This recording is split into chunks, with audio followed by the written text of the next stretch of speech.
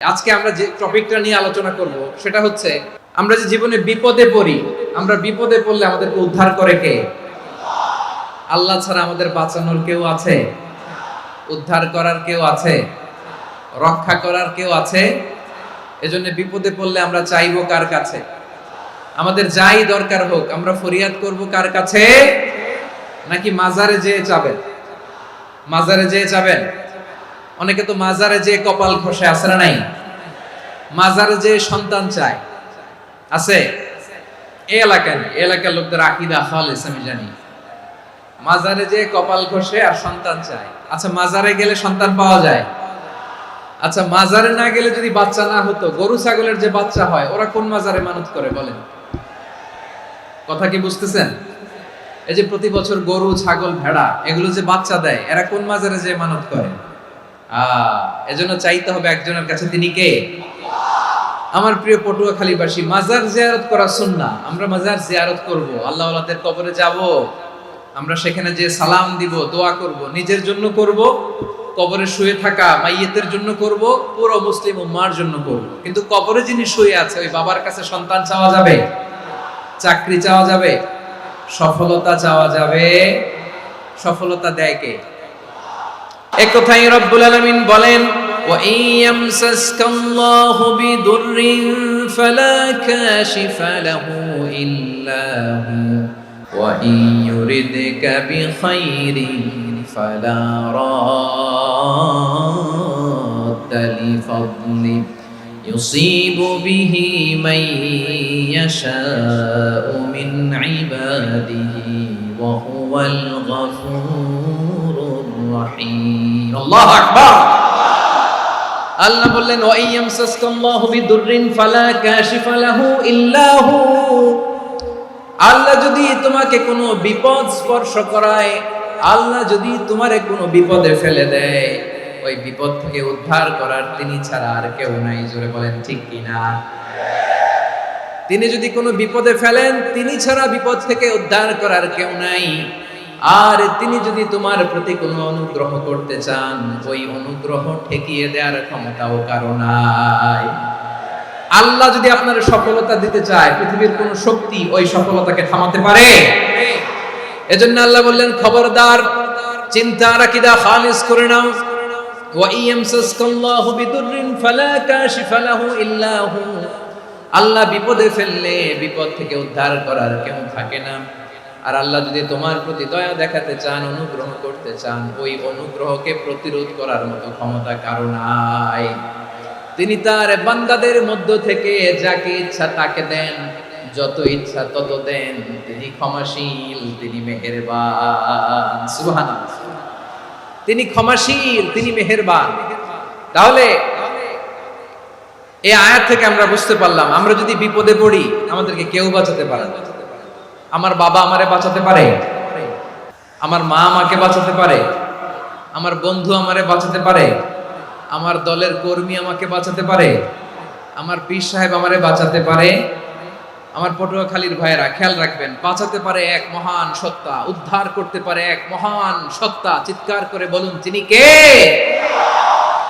আবার আল্লাহ বললেন, আম্মাই ইউজিবুল মুত্তাররা ইযা দাআহু ওয়া ইয়াকশিফুস সুআ ওয়া ইয়াজআলুকুম খুলাফাআল আরদ আইলাহুম মা'আল্লাহ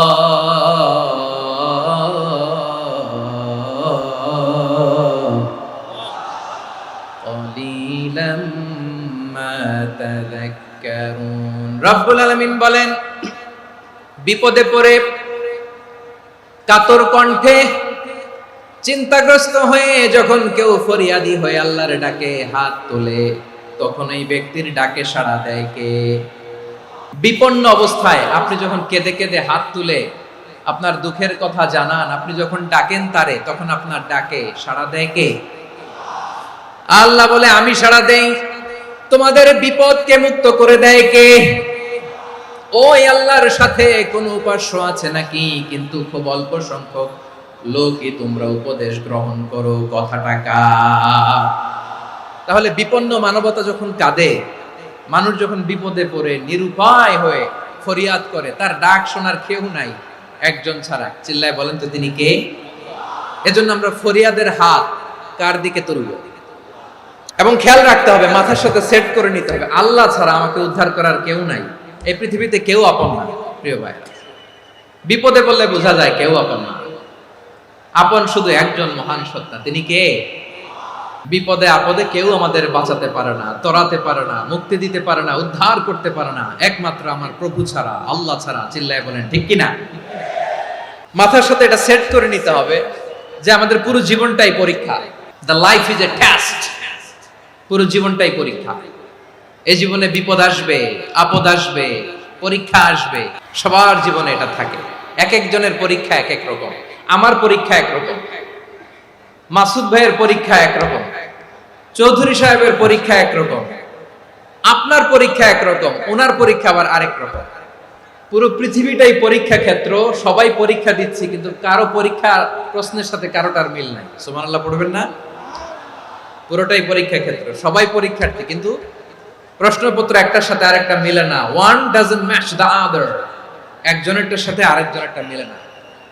কাউকে আল্লাহ তাআলা ধনী বানিয়ে পরীক্ষা করেন, আবার কাউকে আল্লাহ তাআলা গরিব বানিয়ে পরীক্ষা করেন, কাউকে আল্লাহ অসুস্থ বানিয়ে পরীক্ষা করেন। কেউ দেখবেন যে দুরারোগ্য ব্যাধিতে আক্রান্ত, ডাক্তার বলেছে আর সময় নাই, দুরারোগ্য ব্যাধি, ক্যান্সার, যার নেই কোনো অ্যান্সার, তার জন্য পরীক্ষা হচ্ছে এই রোগ। আরেক লোক দেখবেন তার আবার রোগ বালাই নাই, মাশাআল্লাহ, তাকে আল্লাহ তাআলা আর্থিক দৈন্যতা, দারিদ্রতা দিয়ে পরীক্ষা করছেন। এরকম আছে না নাই? টাকা পয়সা নাই, দিন আনে দিন খায়, যা আছে তাতে চলে না, এটা তার জন্য পরীক্ষা। আবার আরেক শ্রেণীর লোক দেখবেন তাকে আল্লাহ অসুস্থতাও দেয় নাই, দারিদ্রতাও দেয় নাই, তার দাম্পত্য জীবনের সমস্যা, স্ত্রী কথা শোনে না, অথবা ছেলে মেয়ে কথা শোনে না। তাহলে পরীক্ষা সবার জীবনে আছে, এক একজনের পরীক্ষাটা এক এক রকম। আল্লাহ তাআলা দেখতে চায় যে এই পরীক্ষার সময় আমরা কিরকম রেসপন্স করি, how to deal with the test, কিভাবে এই বিপদ আপদ পরীক্ষাগুলোকে আমরা হ্যান্ডেল করব, ডিল করব, এটা হচ্ছে আজকের আলোচনার বিষয় আমার প্রিয় ভাইয়েরা। তাহলে পরীক্ষাময় আমাদের জীবন, বিপদ আপদ পরীক্ষা, এটা মানুষের পিছু ছাড়ে না। সবার জীবনে পরীক্ষা আছে, নবীদের জীবনেও পরীক্ষা ছিল। সাহাবারা জিজ্ঞেস করেছেন, ইয়া রাসূলুল্লাহ, আইয়ুন নাসি আশাদ্দু বালাআন ফিদ দুনিয়া, এই দুনিয়ার বুকে কাদের পরীক্ষা সবচেয়ে বেশি? বিশ্বনবী বলেছেন, আল আম্বিয়া। এই পৃথিবীতে সবচেয়ে বেশি পরীক্ষা আল্লাহ তাআলা নিয়ে থাকেন নবীদের। কাদের? নবীদের। সুম্মাল আমসাল ফাল আমসাল, এরপরে নবীদের পরের স্তরে যারা, তাদের পরীক্ষা। এরপরে তাদের পরের স্তরে যারা, তাদের পরীক্ষা। সিদ্দিকিনদের, শুহাদাদের, সলিহিনদের, আল্লাহওয়ালাদের। যার ঈমান যত মজবুত, তার জীবনে পরীক্ষাও তত বেশি। চিল্লায় বলেন ঠিক কিনা? তাহলে মুমিনরা, বিশ্বাসীরা, আমরা কি পরীক্ষা বিপদ আপদে ভয় পাই? না, মুমিনরা বিপদে ভয় পায় না, তারা হতাশ হয় না, সুবহানাল্লাহ, তারা নিরাশ হয় না। বিশ্বাসীরা হাল ছেড়ে দেয় না, তারা ভরসা রাখে একজনের উপর। চিল্লায় বলতে হবে তিনি কে? কারণ মুমিন জানে the grief isn't permanent, the test isn't permanent, the struggle in our life isn't permanent. আমাদের জীবনের দুঃখ, কষ্ট, স্ট্রাগল, এগুলো পার্মানেন্ট নয়। after every difficulties there is an ease. সব কষ্টের পরেই একটা সুখ আছে না নাই? রব্বুল আলামিন বলেন, ফা ইন্না মাআল উসরি ইউসরা, ইন্না মাআল উসরি ইউসরা, ভয় পেও না, চিন্তা করো না, কষ্টের সাথেই আমি রেখে দিয়েছি স্বস্তি। সুবহানাল্লাহ বলেন। মুমিন জীবনে বিপদ যত বেশি, কষ্ট যত বেশি, তার সামনে সফলতা তার চেয়েও বেশি। কারণ বিশ্বাসীরা জানে রাত্রি যত গভীর হয়, সুবহে সাদিকের সময় তত আগাতে থাকে। গর্ভবতী নারীর পেটের ব্যথা যত বাড়তে থাকে, ঘরে নতুন মেহমান আগমনের সময় ঘনাতে থাকে। মুমিনদের উপর বিপদ, অত্যাচার, আপদ, পরীক্ষা যত বাড়তে থাকে, কালেমার পতাকা উড্ডয়নের সময় কাছে আসতে থাকে। বিশ্বাসীদের এগুলো হিসাব মিলানো অনেক আগে, এগুলো অনেক আগে হিসাব মিলানো।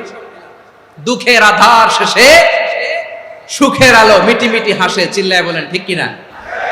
দুঃখের আধার শেষে আলোর প্রভাত হাসে, হতাশার কালো মেঘে যায় গো ভেসে, হতাশার কালো মেঘে যায় গো ভেসে, দুঃখের আধার শেষে আলোর প্রভাতে হাসে, হতাশার কালো মেঘে যায় গো ভেসে, হতাশার কালো মেঘে যায় গো ভেসে।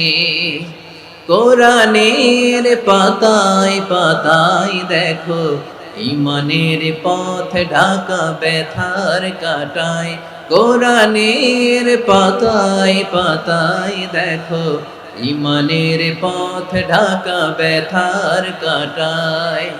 ভেঙে পড়ো না কভু হতাশ হয়ে, ভেঙে পড়ো না কভু হতাশ হয়ে, জ্বলে পুড়ে খাঁটি সোনা হগো শেষে, জ্বলে পুড়ে খাঁটি সোনা হগো শেষে। দুঃখের আধার শেষে আলোর প্রভাত হাসে, হতাশার কালো মেঘে যায় গো ভেসে, হতাশার কালো মেঘে যায় গো ভেসে। পরীক্ষা যত বেশি, কষ্ট যত বেশি, সুখের সময় তত কাছাকাছি, চিল্লায় বলতে হবে ঠিক কিনা। এজন্য মুমিন জীবনে পরীক্ষা বেশি, মুমিনদের হতাশা নাই। মুমিনরা নিরাশ হয় না, হতাশ হয় কাফিররা। মুমিনরা কখনো হাল ছেড়ে দেয় না, মুমিনরা ভরসা রাখে একজনের উপর, তিনি কে? তাহলে আমার প্রিয় পটুয়াখালীবাসী, বিপদ থাকবে, পরীক্ষা থাকবে, এই বিপদ থেকে আমাদেরকে উদ্ধার করবেন একজন, তিনি কে? আমরা শুধু আল্লাহর উপরই ভরসা রাখবো, চাইবো একজন সত্তার কাছে। আওয়াজ করে বলুন, তিনি কে? একজন সত্তার কাছে চাইবে। বিশ্বনবী ওনার চাচাতো ভাই আব্দুল্লাহ ইবনে আব্বাস রাদিয়াল্লাহু তাআলা আনহুকে বললেন, ইয়া আব্দুল্লাহ ইবনুল আব্বাস, হে আব্দুল্লাহ ইবনে আব্বাস, ইদা সাআলতা ফাসআলিল্লাহ, যখন চাইবে আল্লাহর কাছে যাও। ও আব্দুল্লাহ, যখন চাইবা আল্লাহর কাছে চাও। ওয়া ইদা ইসতাআনতা ফাসতাইন বিল্লাহ, যখন সাহায্য চাইবা আল্লাহর কাছে ফরিয়াদ করো। জেনে রেখো ও আব্দুল্লাহ, ওয়া'লাম আন্নাল উম্মাতা লাউ ইজতামাআত আলা আন ইয়ানফাউকা বিশাইইন লাম ইয়ানফাউকা ইল্লা বিশাইইন ক্বাদ কাতাবাহু আল্লাহু লাক। ও আব্দুল্লাহ, জেনে রেখো, মনে রেখো, গোটা বিশ্বের সবাই মিলে যদি তোমার উপকার করতে চায়, ততটুকুই তারা করতে পারবে যতটুকু আল্লাহ তোমার নসিবে সেটা লিখে রেখেছে। ঠিক কিনা বলেন?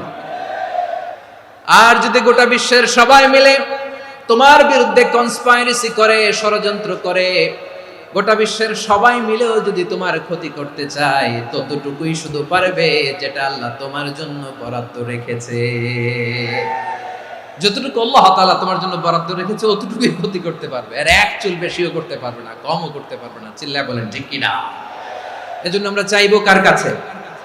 সব সময় আমরা আল্লাহর কাছে চাইবো, বিপদে আপদে, সুখে দুঃখে, সচ্ছল অবস্থায় অসচ্ছল অবস্থায়, পরাজয়ের সময় বিজয়ের সময়, সব সময় আমরা ভরসা রাখবো কার উপর?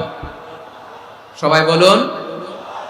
একদল লোক আছে যারা বিপদে পড়লে আল্লাহরে ডাকে, বিপদ আসলে আল্লাহরে ডাকে, বিপদ নাই আল্লাহও নাই।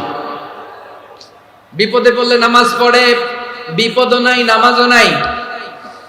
বিপদে পড়লে জিকির করে, বিপদ যখন চলে যায় ওদের জিকিরও বন্ধ হয়ে যায়। এরকম আছে না নাই? কিছু লোক দেখবেন পরীক্ষা আসলে নামাজ পড়ে, দেখবেন পরীক্ষার সময় নামাজ পড়ে, পরীক্ষাও নাই নামাজও আছে। এরকম কিছু লোক আছে অসুস্থ হলে আল্লাহরে বড্ড ভালোবাসে, আল্লাহরে খুব ডাকে। অসুস্থ হইলে অসুস্থতাও নাই, আল্লাহ স্মরণও নাই। দেখবেন কিছু লোক নির্বাচন আসলে খুব আল্লাহওয়ালা হয়ে যায়, তখন দেখবেন মাথার মধ্যে হেজাব লাগায়, পাঞ্জাবি লাগায়, আল্লাহওয়ালা হয়ে যায়। নির্বাচনও নাই, এরপরে আল্লাহর কথাও নাই। আছে না নাই? না, এরকম হওয়া যাবে না। সব সময় আমরা আল্লাহরে ডাকবো, বিপদে আপদে সব সময় ভরসা রাখবো আমরা একজনের উপর। আওয়াজ করে বলেন, তিনি কে?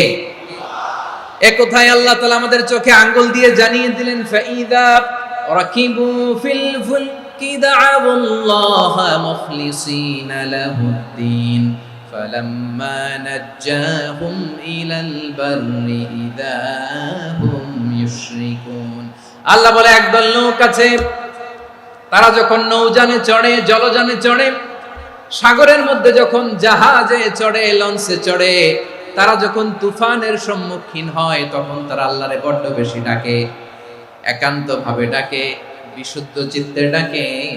আবার তুফান থেকে তাদেরকে সেফ জোনে নিয়ে, নিরাপদ জোনে নিয়ে যখন বন্দরে আমি আল্লাহ তাদেরকে ভিড়িয়ে দেই, ওই লোকগুলো আবার আমি আল্লাহর সাথে শিরিক করে। এরকম আছে না নাই? জাহাজে উঠছে, সাগরের মাঝখানে তুফান, ওই সময় দেখবেন আল্লাহ কারে কয়। এই কথা তো আপনাদেরকে বোঝানো সহজ, আপনারা তো নদীর দেশের মানুষ। আচ্ছা, লঞ্চে উঠে তুফানের সম্মুখীন হয়েছেন, জলোচ্ছ্বাস, সবাই, আমার বলার দরকার নাই, বলেন, মাঝ নদী, তুফান, জলোচ্ছ্বাস, জলের মধ্যে উচ্ছ্বাস, ঢেউ, টর্নেডো, সাইক্লোন, মেঘের ঘন ঘটা, পরিবেশ ঘুটঘুটে অন্ধকার, লঞ্চ একবার এদিকে আরেকবার ওইদিকে, ভিতরে কি অবস্থা হয় বলেন তো? তখন মুসলিম আল্লাহর ডাকে, হিন্দু আল্লাহর ডাকে, ঠিক কিনা বলেন? আস্তিক আল্লাহর ডাকে, নাস্তিক আল্লাহর ডাকে, ঠিক কিনা? লঞ্চের ভেতর, স্টিমারের ভেতর কান্নারে রোল পড়ে যায়, চিৎকারের রোল পড়ে যায়, সবার মুখ দিয়ে শুধু একটা আওয়াজ, লা ইলাহা লা ইলাহা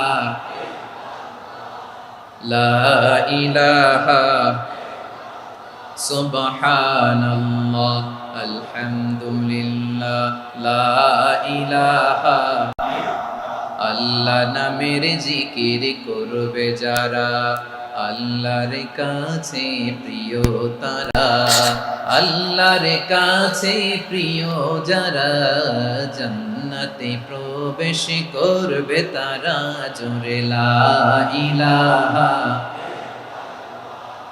লা ইলাহা ইল্লাল্লাহ লা ইলাহা ইল্লাল্লাহ মুহাম্মাদুর রাসূলুল্লাহ সাল্লাল্লাহু আলাইহি ওয়াসাল্লাম। আমার প্রিয় পটুয়াখালীবাসী, তাহলে লঞ্চের ভেতরে যখন আমরা তুফানের মধ্যে পড়ি, তখন সবাই মিলে আমরা একটা নামের জিকির করি। নামটা কার? মুসলমানেরাও ডাকে, হিন্দুরাও ডাকে, আস্তিকও ডাকে, নাস্তিকও ডাকে, সবাই ডাকে একজনকে, তিনি কে? আবার দেখবেন ওই আল্লাহ তুফানের পরে, ঝড়ের পরে ওই লঞ্চটাকে যখন সদর ঘাটে ফিরিয়ে দেয়, আবার আমরা নাফরমানি শুরু করে দেই। সে কোথায় আল্লাহ বললেন, ফাইদা রাকিবু ফিল ফুলকি দা'আল্লাহ মুখলিসিনা লাহুদ্দিন ফালাম্মা নাজ্জাহুম ইলাল বাররি ইযা হুম ইউশরিকুন। সাগরে যখন তুফানে পড়ে আমি আল্লাহর ডাকে, আবার আমি আল্লাহ যখন বাঁচিয়ে দেই, আবার আমি আল্লাহর সাথে শিরিক শুরু করে। আমরা কি এরকম হতে চাই নাকি? বিমানের মধ্যে মাঝে মাঝে দেখবেন যে এয়ার টার্বুলেন্স হয়, জানেন? এয়ার টার্বুলেন্স জানেন তো? মাঝে মাঝে বিমানটা বাউন্সিং করে, বাম্পি, ভেরি বাম্পি ওয়েদার। শুনেন নাই? 40,000 ফিট উপরে যখন থাকে, তখন পাইলট মাঝে মাঝে বলে, dear passengers, ladies and gentleman, right now we are flying 40,000 feet above the ground and we are passing very air turbulence, very heavy air turbulence right now. Please fasten your seat belts. দেখবেন মাঝে মাঝে বলে যে, ভদ্র মহিলা, ভদ্র মহোদয়গণ, আমরা 40,000 ফিট উপর দিয়ে যাচ্ছি আর এয়ার টার্বুলেন্স ফেস করছি, মেহেরবানি করে আল্লাহর রাস্তে সিট বেল্ট বাঁধুন। তখন বিমানটা এরকম বাউন্সিং করে, শেকিং করে। আপনারা মুখোমুখি হয়েছেন? ইদানিং এই এয়ার টার্বুলেন্স বেড়ে গিয়েছে। গত বছর আমার ইন্টারন্যাশনাল অনেকগুলো ফ্লাইট ছিল, তো আমি দেখলাম যে আগের ফ্লাইটগুলোর তুলনায় এখন এয়ার টার্বুলেন্স খুব বেশি। আমি একটু রিসার্চ করে দেখলাম, ক্লাইমেট চেঞ্জের কারণে, জলবায়ু পরিবর্তনের কারণে আকাশের বাতাসের মুভমেন্টে পরিবর্তন হয়েছে, ফলে এখন বিমান শেকিং করে বেশি, বাউন্সিং, বাম্পি ওয়েদার। তো বলেন তো, 40,000 ফিট উপরে যখন আপনি, কয় হাজার ফিট? 40,000 ফিট উপরে যখন আপনি, তখন যখন বিমানটা এরকম বাউন্সিং করে, সবাই যখন ভমিটিং করে বিমান নষ্ট করে দেয়, বমি করে, তখন বাঁচানোর কে আছে আল্লাহ ছাড়া? কেউ আছে? ওই মুহূর্তেও সবাই মিলে একজনের ডাকে আওয়াজ করে বলেন, তিনি কে?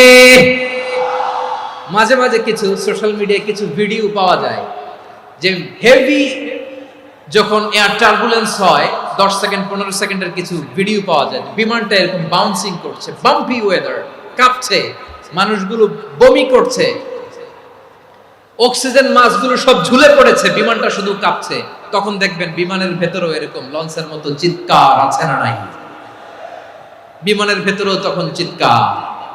গত বছর হিথ্রো এয়ারপোর্ট থেকে সিঙ্গাপুর এয়ারলাইন্সের একটা ফ্লাইট, হিথ্রো টু চাঙ্গি, একটা ফ্লাইটে এমন বেশি এয়ার টার্বুলেন্সের শিকার হয়েছিল ওই এয়ারক্রাফটটা, 33 জন যাত্রী সেখানে আহত হয়েছে, একজন যাত্রী নিহত হয়েছে। কেবিন ক্রুজ, এয়ার হোস্টেস যারা আছে, একজনের নাক ফেটে, চোখ ফেটে, কপাল ফেটে, ব্লিডিং হয়ে শয়লা। প্রিয় ভাইরা, 40,000 ফিট উপরে বিমানটা যখন কাঁপবে তখন আমাদেরকে আল্লাহ ছাড়া আর কেউ বাঁচানোর আছে? এত আসতে বললে হবে? ওই কঠিন মুহূর্তে আমার বাবা আমারে বাঁচাতে পারে, আমার বন্ধু আমারে বাঁচাতে পারে? এই গ্রাউন্ডে, জমিনের বুকে আমার প্রোটোকল, আমার ক্ষমতা, আমার দাম্ভিকতা কোনো কিছু আমারে বাঁচাতে পারে? একজন ছাড়া, চিল্লায় বলতে হবে তিনি কে? সে আল্লাহ বললেন, গোলাম আমি বিপদের সময় ঠিকই তোমাদের বাঁচিয়ে দেই। ওই বিমানের ভেতরে 40,000 ফিট উপরে যখন তোমরা এয়ার টার্বুলেন্সের শিকার হও, তখন নাস্তিকও আল্লাহরে ডাকে, হিন্দু আল্লাহরে ডাকে। জোরে বলেন ঠিক কিনা? আবার বিমানটা যখন শান্ত হয়ে যায়, একটু পরেই বিমানের স্ক্রিনের মধ্যে হিন্দি সিনেমা খোঁজে। বিমানের স্ক্রিনে কিন্তু বিশাল ওখানে আফলাম ফিল্মের একেবারে বোঝাই করা। বিমানটা শান্ত হলে আবার হিন্দি সিনেমা দেখা শুরু করে। একটু আগে ডাকছিল কারে? দেখবেন বাংলাদেশে আমাদের ক্রিকেটাররা যখন অন্য কোনো দেশের সাথে খেলে, অনেক সময় এমন হয় বল বাকি একটা, রান দরকার 6টা। বল বাকি কয়টা? রান দরকার। আপনি দেখবেন ক্যামেরাম্যান তখন গ্যালারিতে খালি দেখায় দর্শকদের যে কি অস্থিরতা। হিপ হপ স্টাইলের মেয়েটা, যে মেয়েটার ওড়না এতক্ষণ ছিল গলায়, এতক্ষণ কই ছিল, ওই মেয়েটা দেখবেন ওড়নাটা টেনে মাথায় দিয়ে এরকম মুনাজাত ধরতেছে, আল্লাহ আল্লাহ, একটা সক্কা, আল্লাহ আল্লাহ, আমার লাল সবুজের পতাকারে তুমি অপমানিত কইরো না আল্লাহ, ইন্ডিয়ার সাথে আমাদের খেলা, আল্লাহ আল্লাহ, একটা সক্কা, একটা। পুরো খেলা জুড়ে এই মেয়ের ওড়না ছিল গলায়, কিন্তু যখন 1 বলে 6 রান দরকার, ওড়না চলে আসছে কোথায়? মাথায়। আবার মুনাজাত আছে না নেই? ঠিকই বাংলাদেশের দামাল ছেলে এমন এক শট মারলো, বল চলে গেল স্টেডিয়ামের বাইরে, ছক্কা, জিতে গেলাম আমরা।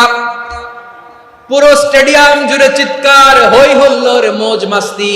যেই মেয়েটা মাথার মধ্যে ওড়না দিয়ে এতক্ষণ সুবহানাল্লাহ সুবহানাল্লাহ বলে আল্লাহর কাছে দোয়া করেছে, ওই মেয়ে এখন আবার ওড়না ফেলে দিয়ে নাচা শুরু করে দিয়েছে।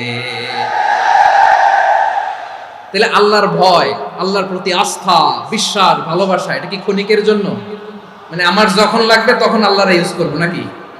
হ্যাঁ, বিপদে আপদে, সুখের সময় দুঃখের সময়, সচ্ছল অসচ্ছল অবস্থায় বিশ্বাসীরা ভরসা রাখে একজনের উপর। চিৎকার করে বলে পটুয়াখালী, তিনি কে? সে আল্লাহ বললেন, গোলাম মনে করো না জাহাজ থেকে সদরঘাটে ভিড়িয়ে দিলাম, তুমি নিরাপদ হয়ে গেছো। মনে করো না 40,000 ফিট থেকে সেফ ল্যান্ডিং এর পরে এয়ারপোর্টে নেমে গেলেই তুমি নিরাপদ হয়ে গেছো। ও মিয়া, বিপদ কি শুধু সাগরে আর আকাশে? ঘরের ভেতরও বিপদ আসতে পারে কি পারে না? এজন্য সূরা মুলকে আল্লাহ বললেন, আমিনতুম মান ফিস সামাই আন ইয়াখসিফা বিকুমুল আরদা ফাইযা হিয়া তামুর। আল্লাহ বললেন, তোমরা কি ভেবেছো তোমরা নিরাপদ? আমি চাইলে ল্যান্ডস্লাইডস, ভূমি ধস দিয়ে 1 লক্ষ 1 মুহূর্তে নিয়ে যেতে পারি। এক সুনামি দিয়ে থাপ্পড় মেরে 3 লক্ষ সাগরের ভেতরে ঢুকায় দিতে পারি। 1 সেকেন্ডও লাগে না আমার।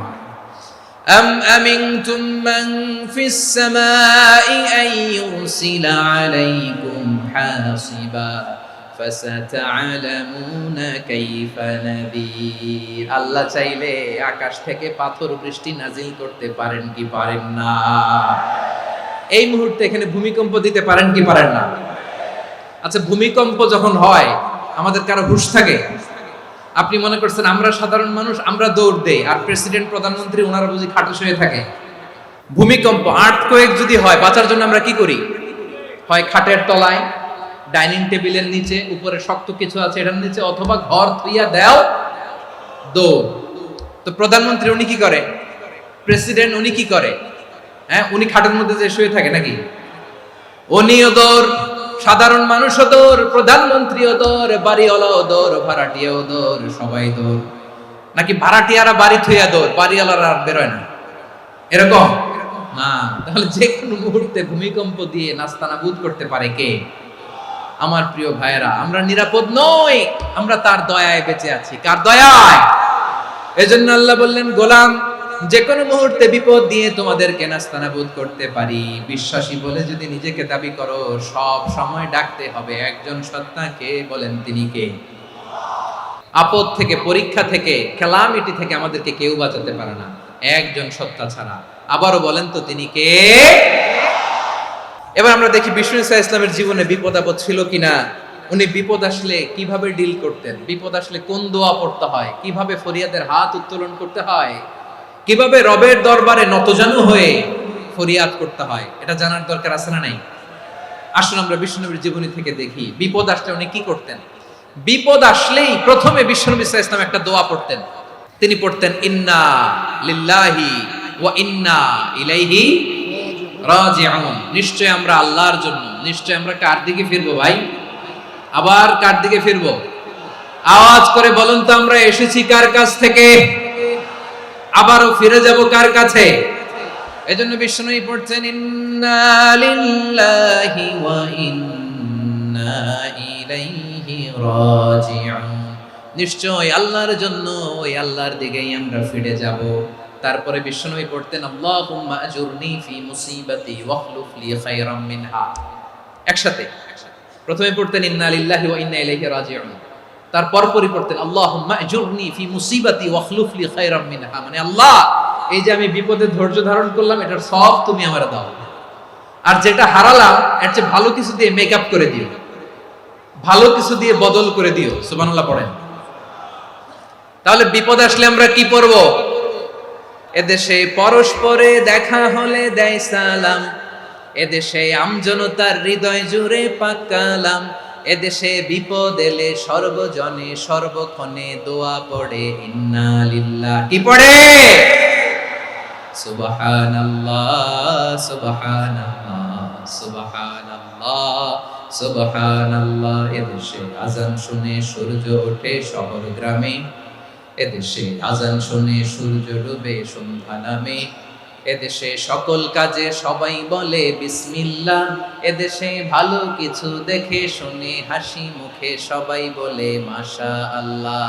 তাহলে বিপদ এলে আমরা কি পড়ি? তাহলে বিপদ এলেই আমরা এখন থেকে ইন্না লিল্লাহ পড়ব, নাকি হাই হুতাশ করবেন? একদল আছে হাই হুতাশ করে, হায় আল্লাহ রে, মোর কি হইল রে, মুই কি হরমু রে, মুই কমবে যামু রে, এরকম বিলাপ করতে নিষেধ করেছেন বিশ্বনবী। কি করব, কই যাব, কি হবে, হায় হায়, এরকম হাহুতাশ আছে না নাই? বিশ্বাসীরা হাহুতাশ করে না, তারা ইন্না লিল্লাহ পড়ে। কি পড়ে মনে থাকবে? আমরা পড়ব ইন্না লিল্লাহি ওয়া ইন্না ইলাইহি রাজিউন। নিশ্চয়ই আমরা আল্লাহর জন্য, আমরা আল্লাহর দিকেই ফিরে যাব। এরপর পড়ব আল্লাহুম্মা আজুরনি ফি মুসিবাতি ওয়াখলুফ লি খায়রাম মিনহা। আল্লাহ, আমি যে বিপদে ধৈর্য ধারণ করলাম এটার সওয়াব দিও, আর যা হারালাম তার চেয়ে ভালো কিছু দিয়ে বদল করে দিও। সুবহানাল্লাহ পড়েন। বিশ্বনবীর হাদিস শুনলেন উম্মে সালামা রাদিয়াল্লাহু তাআলা আনহা। ওনার স্বামী হলো আবু সালামা। মজার ঘটনা খেয়াল করে শুনেন। সাইয়্যিদাতুনা উম্মে সালামা রাদিয়াল্লাহু তাআলা আনহা, ওনার স্বামীর নাম আবু সালামা।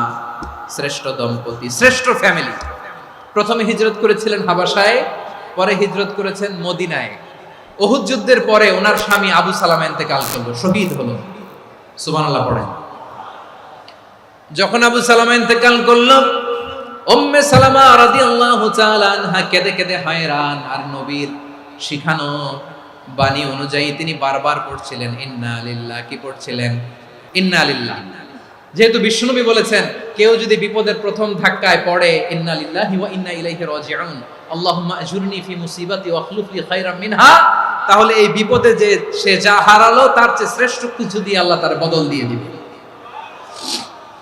এই হাদিস শুনে উম্মে সালামা রাদিয়াল্লাহু তাআলা আনহা ওনার প্রাণ প্রিয় স্বামী আবু সালামার ইন্তেকালের পরে চোখের পানি ছাড়ে আর পড়ে ইন্না লিল্লাহি ওয়া ইন্না ইলাইহি রাজিউন, আল্লাহুম্মা আজুরনি ফি মুসিবাতি ওয়াখলুফ লি খায়রাম মিনহা। বারবার এই দোয়া পড়ে চোখের পানি ছাড়ে, এই দোয়া পড়ে চোখের পানি ছাড়ে, আর মনে মনে বলে আবু সালামার মতো ভালো মানুষ মদিনাতে নাই, আবু সালামার চেয়েও ভালো মানুষ মদিনাতে নাই, তার চেয়ে ভালো মানুষ কি করে আল্লাহ তাআলা আমারে দিবে, তার চেয়ে ভালো মানুষ তো আমি মদিনাতে দেখি না। চোখের পানি দিয়ে বুক ভাসায় আর নবীর হাদিসের উপর আমল করে পড়ে ইন্না লিল্লাহি ওয়া ইন্না ইলাইহি রাজিউন, ইন্না লিল্লাহি ওয়া ইন্না ইলাইহি রাজিউন। পড়তে পড়তে চোখের পানি ছাড়ে আর চিন্তা করে বিশ্বনবী বললেন, এই দোয়া পড়লে যেটা হারালাম তার চেয়ে ভালো কিছু দিয়ে আল্লাহ পুরস্কার দেয়। আবু সালামের চেয়ে ভালো মানুষ মদিনার মধ্যে আর কে হতে পারে? কি আজীব তামাশা, কি অবাক করা ঘটনা। কিছুদিন পরে দেখা গেল সাইয়্যিদুল মুরসালিন রাহমাতাল লিল আলামিন স্বয়ং বিশ্ব নবী উম্মে সালামাকে বিয়ের প্রস্তাব পাঠিয়েছে।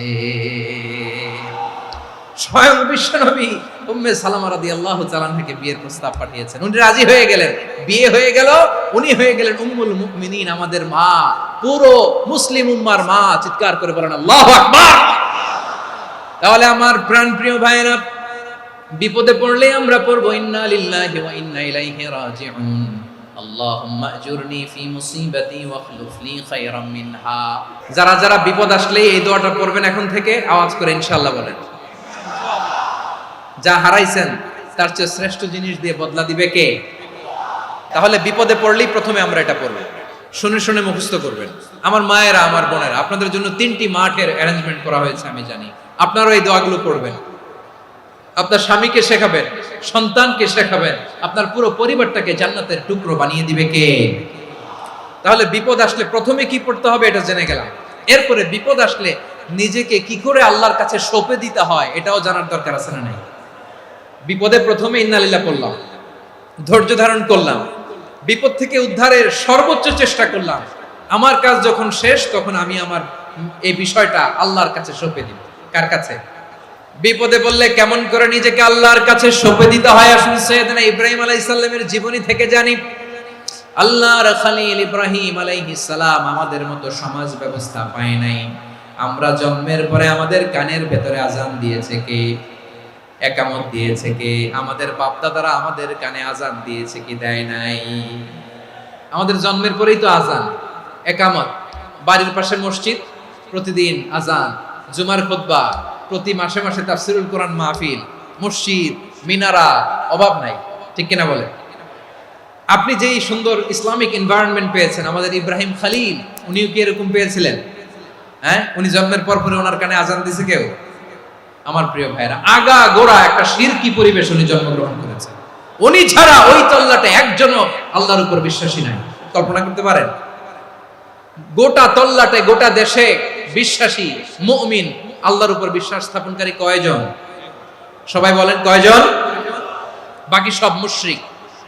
বাকি সব মুশরিক নিজের সাথে নিজে শক্ত বোঝাপড়া করে, অ্যানালজি করে, সেলফ কনভারসেশন করে উনি মহা সত্যের সন্ধান পেয়েছে।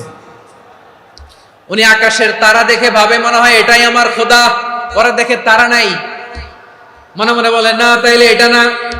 আবার চাঁদ দেখে বলে চাঁদটা বড় মায়া লাগে, মনে হয় এটাই আমার রব, পরে দেখে চাঁদও নাই, কয় না এটা না। এরপরে দ্বীপ প্রহরের জলজলে সূর্যটা খাঁ খাঁ করে গোটা পৃথিবীটারে রৌদ্র দিয়ে তাতিয়ে রাখে। তিনি ভাবলেন মনে হয় এটাই আমার রব, কারণ এটাই তো সবচেয়ে বড়।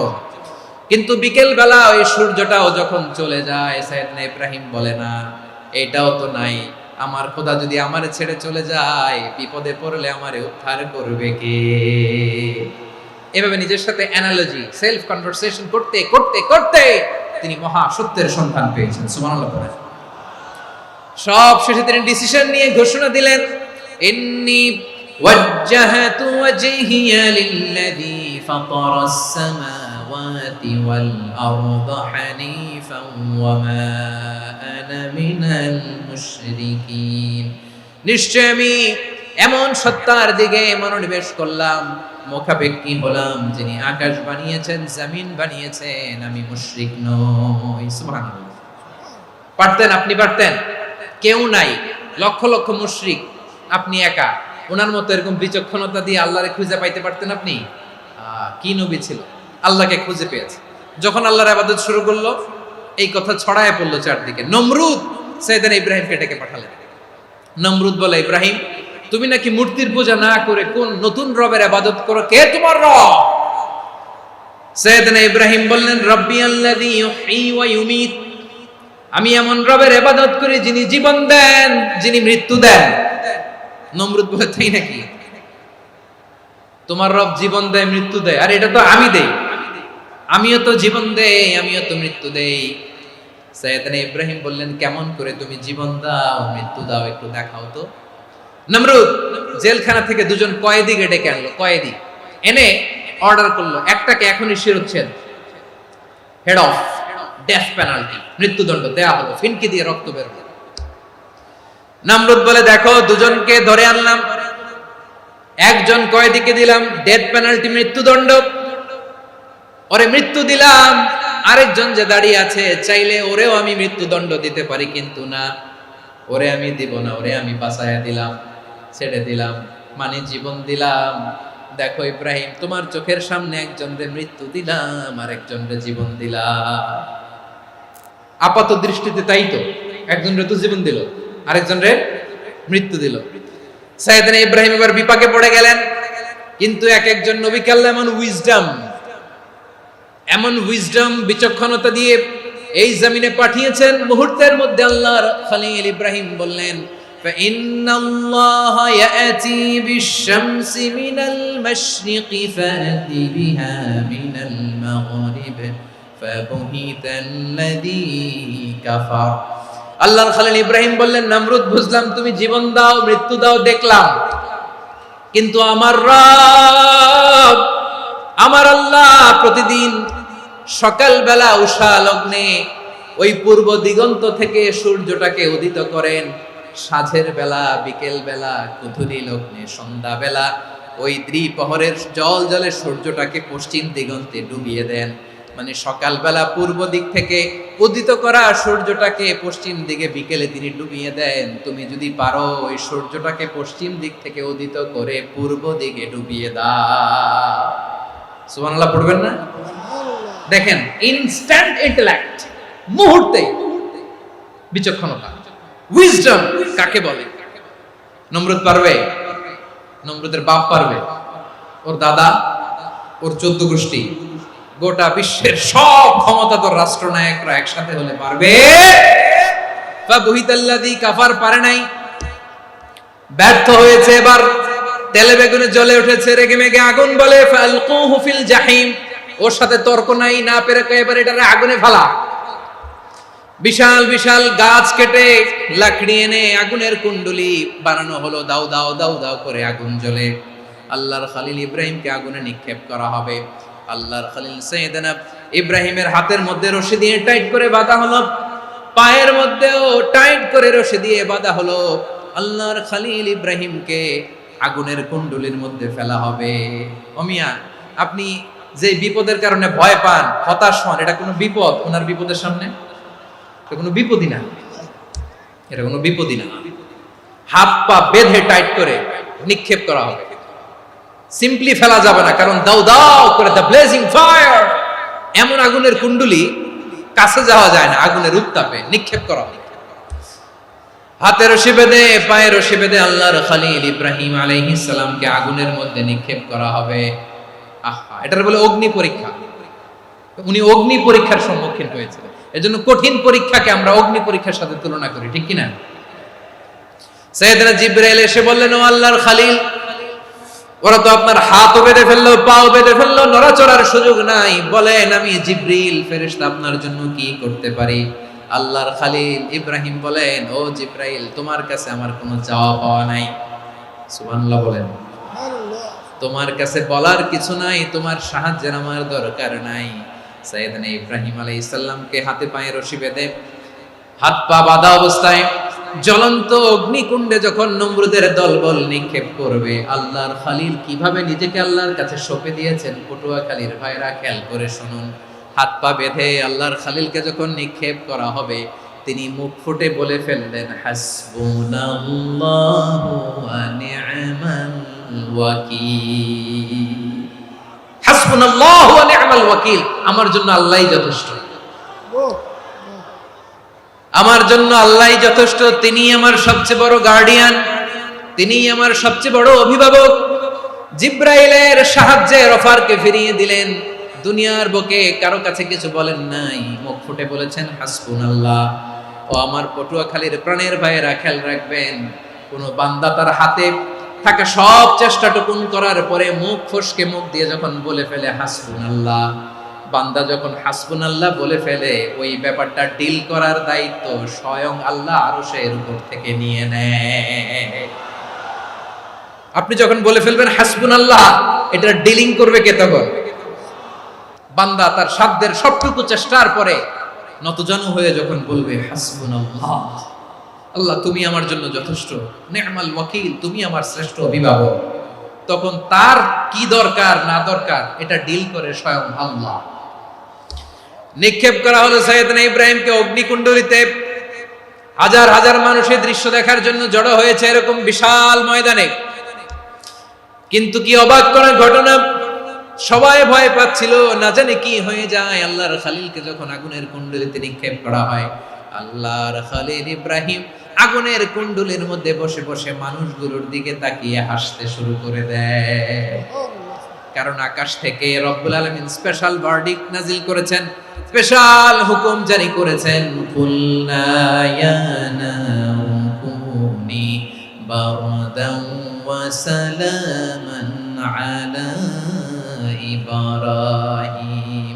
ও আগুন, খবরদার, সৃষ্টি শুরু থেকে তোকে একটা ধর্ম আমি বাতলে দিয়েছিলাম। তোর ধর্ম, আগুনের ধর্ম হলো যা পাবে জ্বালিয়ে ছারখার করবে।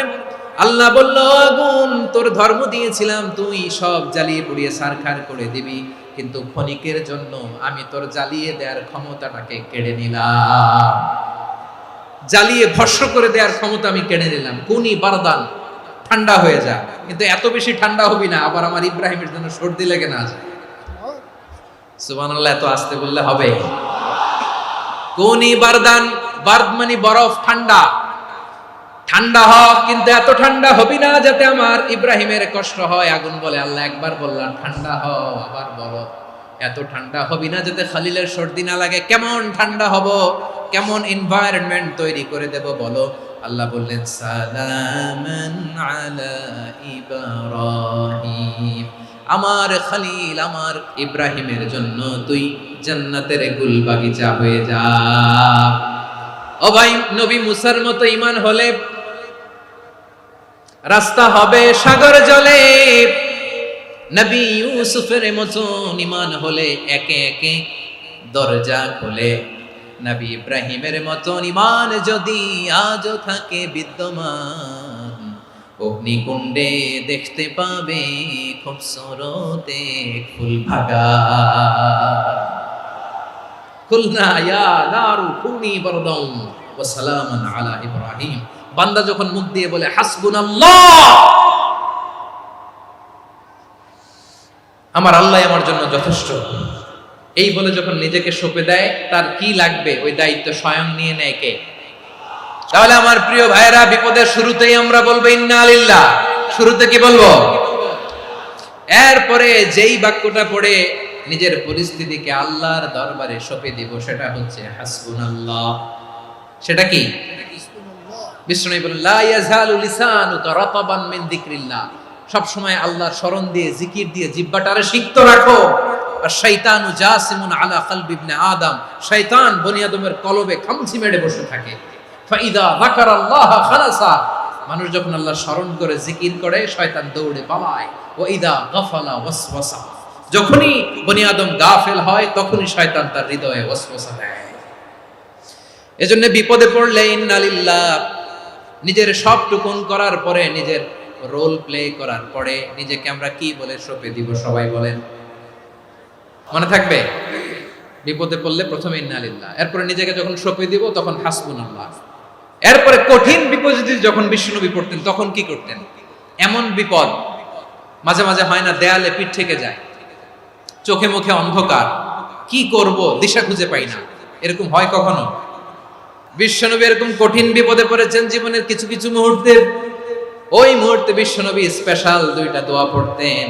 এই দোয়াগুলো আপনাদেরকে জানিয়ে দেয়। বিশ্বনবী বলেন, কঠিনতম বিপদে যখন পড়বা, দেয়ালে পিঠ থেকে যায়, চোখে মুখে অন্ধকার, বাঁচার কোনো উপায় নাই, তখন পড়বা লা ইলাহা ইল্লা আনতা সুবহানাকা ইন্নী কুনতু মিনাজ জালিমিন। আল্লাহ, তুমি ছাড়া কোনো ইলাহ নাই, তুমি পবিত্র, নিশ্চয় আমি জালিমদের অন্তর্ভুক্ত। সুবহানাল্লাহ বলেন। এই দোয়া সাইয়েদনা ইউনূস আলাইহিস সালাম পড়েছিলেন যখন মাছের পেটে ছিলেন। এবং অনেক মুফাসসিরিন ইকরাম বলেছেন, অনেক আহলুল ইলমরা বলেছেন, এটা হচ্ছে ইসমে আজম। ইসমে আজম এমন দোয়া যেটা দিয়ে দোয়া করলে আল্লাহ দোয়া কবুল করে, কিন্তু এটা কোনটা এটা নিয়ে ইখতিলাফ আছে। কোন কোন আহলুল ইলম বলেন এই লা ইলাহা ইল্লা আনতা সুবহানাকা ইন্নী কুনতু মিনাজ জালিমিন, এটা হচ্ছে ইসমে আজম। সাইয়েদনা ইউনূস আলাইহিস সালাম পড়েছেন, আপনারা পড়েননি? এটা পড়বেন আপনারা। এই দোয়া পড়ে সাইয়েদনা ইউনূস আলাইহিস সালাম মাছের পেট থেকে রক্ষা পেয়েছিলেন। রক্ষা করেছিল কে? তুমি ইউনূস নবী রে যখন খাইলো মাছেতে গিলিয়া, ফেরেশতা পাঠাইয়া দিলে ইসমে আজম দিয়া, প্রাণে ছিল যাহার ভয় সেথা পাইল আশ্রয়, প্রাণে ছিল যাহার ভয় সেথা পাইল আশ্রয়, মাছের পেট হতে সে যে পেল পরিত্রাণ। আল্লাহু আল্লাহু তুমি জাল্লে জালালুহু, শেষ করা তো যায় না গে তোমার গুণগান। আল্লাহু আল্লাহু লা ইলাহা ইল্লা আনতা সুবহানাকা ইন্নী কুনতু মিনাজ জালিমিন। বিশ্বনবী বললেন, দেয়ালে পিঠ থেকে গেলে, চোখে মুখে অন্ধকার, বাঁচার কোনো উপায় নাই, তখন এই দোয়াটা পড়তে হবে। এই দোয়া পড়ে আল্লাহর কাছে ফরিয়াদ করলে বিপদ মুক্ত করবেন কে? কেন এই দোয়াটা আল্লাহর কাছে বড্ড প্রিয় জানেন আমার ভাইরা? কারণ এই দোয়ার মধ্যে তিনটা জিনিস আছে। এক নম্বরে হচ্ছে তাওহীদ, দুই নম্বরে তাসবিহ, তিন নম্বরে তাকরীর।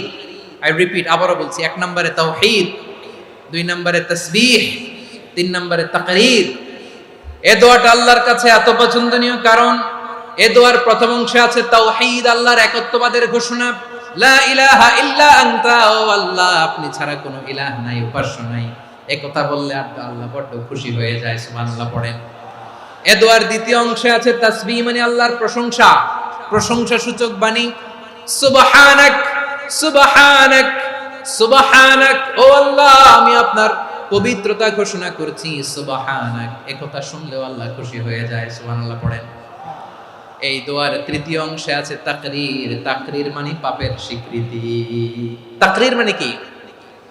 তাকরীর মানে পাপের স্বীকৃতি। এই দোয়ার তৃতীয় অংশে আছে ইন্নী কুনতু মিনাজ জালিমিন, ও আল্লাহ আমি জালিমদের অন্তর্ভুক্ত। আল্লাহ আল্লাহ আমি জালেম, আল্লাহ আমি ভুল করেছি, অন্যায় করেছি, আল্লাহ আমি জালেমদের অন্তর্ভুক্ত। এই পাপের স্বীকৃতি, অ্যাকনোলেজমেন্ট আল্লাহ বড্ড পছন্দ করে। যখন আল্লাহর কাছে আপনি ছোট হবেন, ছোট হতে হতে যত ছোট হবে, ওই দৃশ্যটা দেখতে আল্লাহ বড্ড পছন্দ করে। সুবহানাল্লাহ বলেন। তিন নম্বর অংশ ইন্নী কুনতু মিনাজ জালিমিন, আল্লাহ আমি জালেমদের অন্তর্ভুক্ত।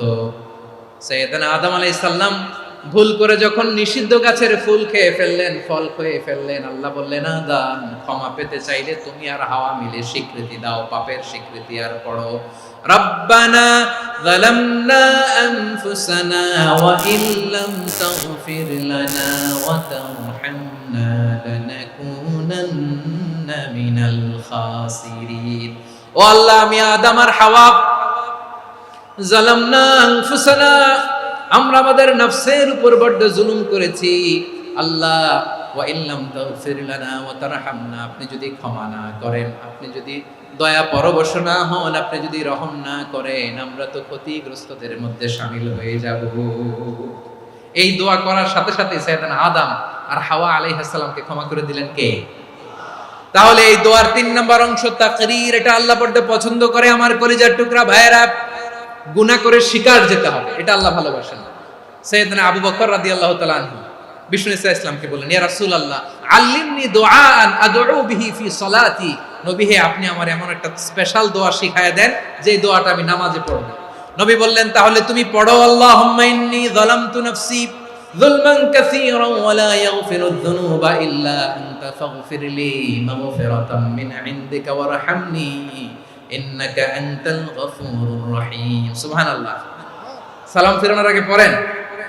ও আবু বকর, নামাজে যদি দোয়া করতে মনে চায় এই দোয়াটা পড়বা, আল্লাহুম্মা ইন্নী যালামতু নাফসি, আল্লাহ জুলুম করেছি আমার নফসের উপর, যুলমান কাসীরা, অনেক জুলুম, ওয়া লা ইয়াগফিরুয যুনুবা ইল্লা আনতা, আপনি ছাড়া এই জুনুব, এই পাপ ক্ষমা করার দ্বিতীয় কোনো রব নাই। আছে? এজন্য আল্লাহরে বলবেন, আল্লাহ আমি ছাড়া তোমার গোলামের অভাব নাই, ও আমার রব আমি ছাড়া এই জমিনের বুকে তোমার গোলামের অভাব নাই, কিন্তু তুমি ছাড়া তো আমার দ্বিতীয় কোনো রব নাই। পারবেন বলতে? পারবেন? চোখের পানি ছেড়ে আল্লাহরে বলবেন, আল্লাহ তুমি আমার রব, তুমি আমার সব। কি বলবেন? আল্লাহরে বলেন, আল্লাহ তুমি আমার রব, তুমি আমার সব। আল্লাহ আমি ছাড়া এই জমিনে তোমার গোলামের অভাব নাই, তুমি ছাড়া আমার দ্বিতীয় কোনো রব নাই। এ কথা বলে চোখের পানি ছেড়ে আল্লাহরে স্বীকৃতি দেন, আল্লাহ আমি পাপী, আল্লাহ এই জমিনে আমার চেয়ে বড় পাপী আর কেউ নাই।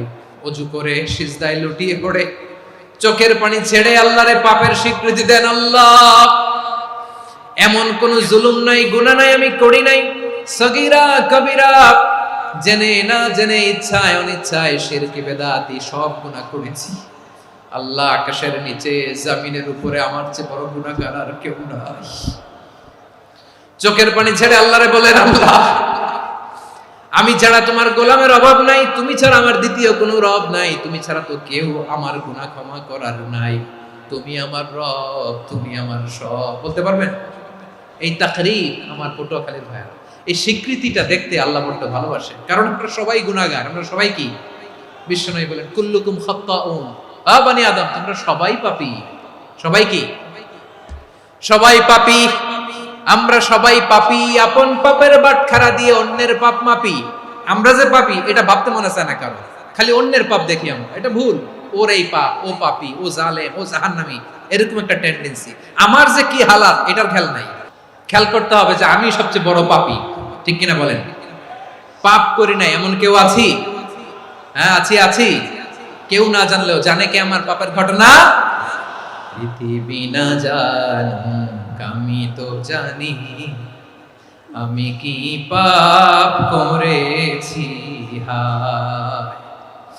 ও আমার কলিজার টুকরা ভাইয়েরা, মাথাটাকে নিচু করে জীবনের সব গুনার ফিরিস্তিগুলো একটা একটা করে স্বীকার করে আল্লাহরে বলেন, আল্লাহ আমি পাপী, আল্লাহ আমার চেয়ে বড় পাপী এই দুনিয়াতে কেউ নাই, আকাশের নিচে জমিনের উপরে আমার চেয়ে বড় পাপী কেউ নাই। একটা একটা করে আল্লাহ স্বীকার করি আমি পাপী, সব পাপের স্বীকৃতি দিলাম। পৃথিবী না জানুক আমি তো জানি, আমি কি পাপ করেছি হায়। আমার পাপের করলে বিচার, বাঁচার আমার নাই উপায়। দয়াময় তুমি মাফ করো আমায়, মাফ করো আমায়। আল্লাহ তাআলা যদি দয়া করে আমাদেরকে মাফ না করে, আমাদের বাঁচার কোনো উপায় নাই। আপনি কি ভেবেছেন আপনার নামাজ দিয়ে আপনি জান্নাতে যাবেন? আপনি তাহাজ্জুদ গুজার, সেজদা দিতে দিতে কপালে দাগ ফেলেছেন, এটা আপনারা জান্নাতে নেবে না। আপনি এলাকার সবচেয়ে বড় হাতেম তাই দানশীল, এই দানের ভরসায় বসে আছেন, কশিন কালো না। আমাদের নামাজ, আমাদের রোজা, আমাদের ইবাদত, এগুলোকে মিজানের পাল্লায় উঠালে কোনো ওজনই হবে না। তবে আমাদের একটা কৌশল জানা আছে, আমরা আল্লাহর রহমতের ভিখারি। আমরা সেদিন আগেই গুনার স্বীকৃতি দিয়ে দেব। আমরা বলবো, আল্লাহ তুমি প্রশ্ন করার আগে তোমার একটা কথা বলি, আমারে কিছু জিজ্ঞেস করো না, আমি সব করেছি। এমন কোন পাপ নাই যে পাপ আমারে দিয়ে হয় নাই। তোমার রহমত দিয়ে তুমি জান্নাতে পাঠাবা, তোমার দয়ায় জান্নাতে যেতে চাই, আমল দিয়ে না। পারবেন বলতে? কিয়ামতের দিন আমরা বলবো, আল্লাহ আমার আমল দিয়ে জান্নাত চাই না, আমি তোমার দয়া দিয়ে জান্নাত চাই। তোমার দয়া ছাড়া আমার কোনো উপায় নাই। কারণ আল্লাহ যদি বিচার করে বাঁচার কারো উপায় নাই। আল্লাহ যদি বলে ফেলেন তুই এটা করলি কেন, ওখানে গেলি কেন, কোরআনে 1000 বার নিষেধ করলাম তারপরেও এই পাপে জড়ালি কেন, এরকম প্রশ্ন ছুড়ে দিলে আমার উত্তর আছে? বাঁচার কোনো উপায় আছে? রোজ হাসরে হে আল্লাহ আমার করোনা বিচার, আল্লাহ করোনা বিচার, বিচার চাহি না তব দয়া চাই, এ গুনাহগার করোনা বিচার। আপনার আমল দিয়ে জান্নাতে যাবেন? কি দিয়ে যাবেন? আল্লাহর দয়া দিয়ে। আল্লাহর রহম আর দয়া ছাড়া কেউ জান্নাতের চেহারাও দেখতে পাবে না। আমার প্রিয় ভাইয়েরা, এই দোয়া আল্লাহর কাছে পছন্দনীয় হওয়ার কারণ 3টা। দোয়ার প্রথম অংশে আছে তাওহীদ, আল্লাহর একত্ববাদের ঘোষণা। এই দোয়ার দ্বিতীয় অংশ আছে তাসবিহ, আল্লাহর প্রশংসা সূচক বাণী। এই দোয়ার 3 নাম্বার অংশ পাপের স্বীকৃতি। তাহলে আমরা সবাই গুনাহগার। আমরা আল্লাহর কাছে পাপের স্বীকৃতি দিয়ে বলবো, ও আল্লাহ ইন্নী কুনতু মিনাজ জালিমিন, আমরা জুলুম করেছি, পাপ করেছি, অন্যায় করেছি, আল্লাহ বুঝতে পারি নাই, শয়তানের ওয়াসওয়াসায় পড়ে, বন্ধুর পাল্লায় পড়ে, নফসের খায়েশ মেটাতে যে আল্লাহ করে ফেলেছি। তুমি গুনাহ না মাফ না করলে আমাদের গুনাহ মাফ করার দ্বিতীয় কেউ নাই। ঠিক কিনা বলেন?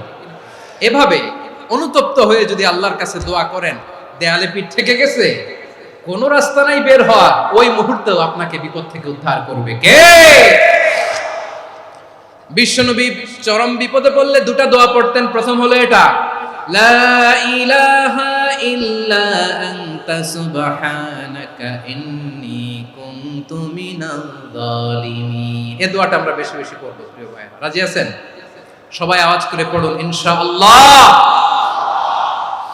আমার প্রিয় ভাইয়েরা, বিপদে পড়লে বিশ্বনবী আরো একটা দোয়া পড়তেন, লা ইলাহা ইল্লাল্লাহুল আযীমুল হালিম, লা ইলাহা ইল্লাল্লাহু রাব্বুল আরশিল আযীম, লা ইলাহা ইল্লাল্লাহু রাব্বুস সামাওয়াতি ওয়াল আরদি ওয়া রাব্বুল আরশিল কারীম। আল্লাহ ছাড়া কোনো উপাস্য নাই, তিনি সুমহান, মহা সহিষ্ণু। আল্লাহ ছাড়া কোনো উপাস্য নাই, তিনি সুমহান, আরশের অধিপতি। আল্লাহ ছাড়া কোনো উপাস্য নাই, তিনি আকাশের মালিক, জমিনের মালিক, তিনি সুবিশাল, আরশের অধিপতি। সুবহানাল্লাহ পড়েন। এই দোয়াটা কেউ যদি পড়ে যদি এর ওসিলা করে দোয়া করে, তাকে বিপদ থেকে মুক্তি দেয় কে? মনে থাকবে আপনাদের? তাহলে বিপদের প্রথম ধাক্কায় কি যেন পড়তে হয়? ইন্না লিল্লাহ। তারপরে কি বলে আল্লাহর কাছে নিজেকে সঁপে দিতে হয়? দেয়ালে পিঠ থেকে গেলে লা ইলাহা ইল্লা আনতা সুবহানাকা ইন্নী কুনতু মিনাজ জালিমিন। 2 নাম্বার হচ্ছে লা ইলাহা ইল্লাল্লাহুল আযীমুল হালিম, লা ইলাহা ইল্লাল্লাহু রাব্বুল আরশিল আযীম, লা ইলাহা ইল্লাল্লাহু রাব্বুস সামাওয়াতি ওয়াল আরদি ওয়া রাব্বুল আরশিল কারীম। মনে থাকবে?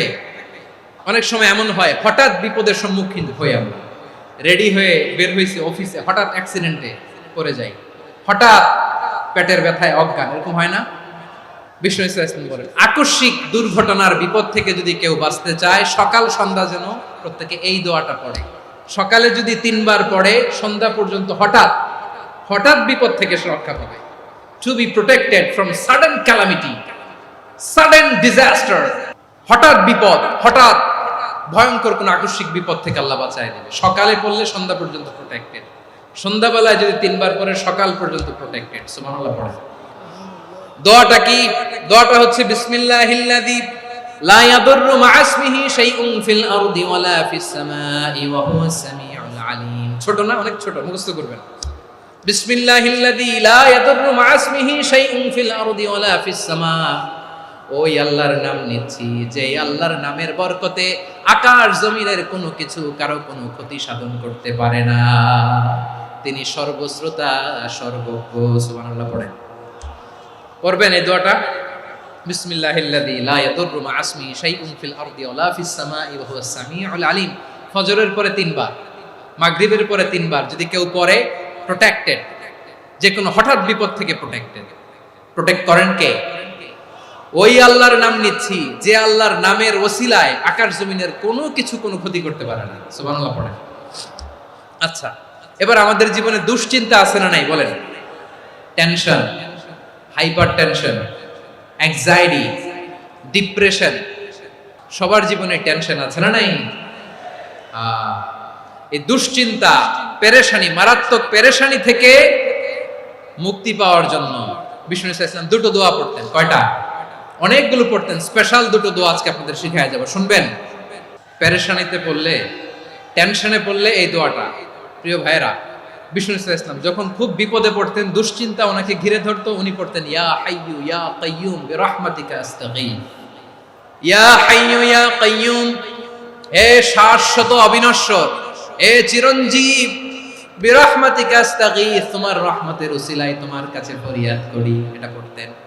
আবার আরেক বর্ণনায় এসেছে ইয়া হাইয়ু ইয়া কাইয়ুম বিরহমাতিকা আস্তাগীথ আসলিহ লি শা'নি কুল্লাহু ওয়ালা তাকিলনি ইলা নাফসি তারফাতা আইন। আসলিহ লি শা'নি কুল্লাহ, আল্লাহ আমার সবকিছু আপনি সেটেল করে দেন।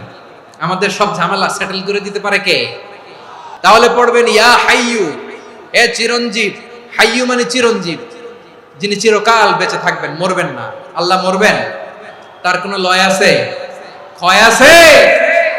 সূরা রহমানে আল্লাহ বললেন কুল্লু মান আলাইহা ফানি ওয়া ইয়াবকা ওয়াজহু রাব্বিকা যুল জালালি ওয়াল ইকরাম ফাবিআইয়ি আলাই রাব্বিকুমা তুকাযিবান। জমিনে যা আছে সব ফান, ভ্যানিশ হয়ে যাবে, নিশ্চিহ্ন হয়ে যাবে, শেষ হয়ে যাবে, সব বিলুপ্ত হয়ে যাবে, একজন ছাড়া। জোরে বলেন তিনি কে?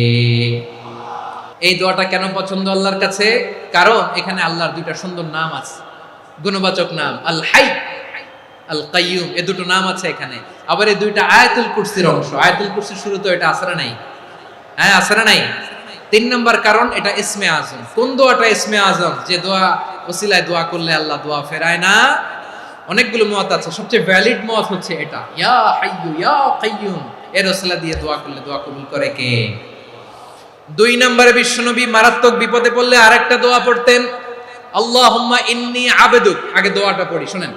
আল্লাহুম্মা ইন্নী আবদুক ওয়া ইবনু আবদিক ওয়া ইবনু আমাতিক নাসিয়াতি বিয়াদিক মাদিন ফিয়া হুকমুক আদলুন ফিয়া কাদাউক আসআলুকা বিকুল্লি ইসমিন হুয়া লাক সাম্মাইতা বিহি নাফসাক আও আনসালতাহু ফি কিতাবিক আও আল্লামতাহু আহাদাম মিন খালকিক আও ইস্তা'সারতা বিহি ফি ইলমিল গায়বি ইনদাক আন তাজআলাল কুরআনা রাবিআ কলবি ওয়া নূরা সাদরি ওয়া জালাআ হুজনি ওয়া যাহাবা হাম্মি। সুবহানাল্লাহ পড়েন। বিষ্ণুই বলতেন আল্লাহুম্মা ইন্নী আবদুক, ও আল্লাহ আমি আপনার গোলাম, ওয়া ইবনু আবদিক, গোলামের ঘরের গোলাম, ওয়া ইবনু আমাতিক, বাদীর ঘরের গোলাম। মানে আল্লাহ আমি আপনার গোলাম। আমার বাবা আব্দুল্লাহ ছিল আপনার গোলাম, আমার মা আমিনা ছিল আপনার বাদী। মানে আমরা গোলাম বংশের, সব গোলাম। নিজের এর চেয়ে আর ছোট করে আল্লাহর কাছে উপস্থাপন করা যায় আমার ভাইরা? কথা কি বুঝতেছেন? নিজেকে এর চাইতে ছোট, নগণ্য আর তুচ্ছ করে আল্লাহর সাথে প্রেজেন্ট করা যায়? বিশ্বনবী বললেন ও আল্লাহ আমি আপনার গোলাম, গোলামের ঘরের গোলাম, দাসীর ঘরের গোলাম, নাসিয়াতি বিয়াদিক, আমার মাথার চুলের ছুটি আপনার হাতের মুঠোয়। আপনি ডানে টান দিলে আমি ডানে যেতে বাধ্য, আপনি বাঁয়ে টান দিলে বাঁয়ে যেতে বাধ্য। বিশ্বনবী বললেন আল্লাহ আমার মাথার চুলের ঝুঁটি আপনার হাতের মুঠোয়। আচ্ছা, এইভাবে কাকে ধরা হয়? যে খুব ছোট, ঠিক কিনা? নিজেকে কত ছোট করলেন বিশ্বনবী। ও আল্লাহ আমার মাথার চুলের ঝুঁটি আপনার হাতের মুঠোয়, আপনি ডানে টানলে আমি ডানে যাব, বাঁয়ে টানলে বাঁয়ে যাব।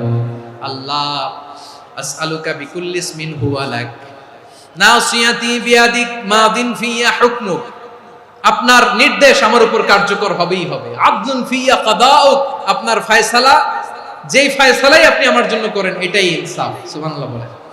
আমরা আল্লাহর ফয়সালায় সন্তুষ্ট হতে চাই না। কত কমপ্লেইন, আল্লাহ তুমি এটা দিলা না, ওইটা পাইলাম না, ওইটা হইল না রে, এরকম অভিযোগ, কমপ্লেইন আমাদের আছে না নাই? আর বিশ্বনবী বলতেন আদলুন ফিয়া কাদাউক, আল্লাহ আমার জন্য তোমার যেটা ফয়সালা এটাই সবচেয়ে শ্রেষ্ঠ ইনসাফ, এর চেয়ে ইনসাফ আর হতে পারে? এভাবে কায়মান বাক্যে আল্লাহর কাছে বিশ্বনবী দোয়া করতেন। এরপরে বিশ্বনবী বললেন, আল্লাহ তোমার যত নাম আছে সব নামের ওসিলায় দোয়া করি, যে নাম তুমি আমাদেরকে জানিয়েছো, যে নাম তুমি আমাদেরকে জানাও নাই, যে নাম তুমি কোরআনে নাজিল করেছো, যে নাম নাজিল করো নাই, যে নাম শুধু নবীদেরকে জানিয়েছো।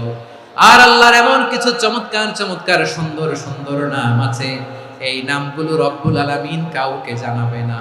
সুবহানাল্লাহ বলেন।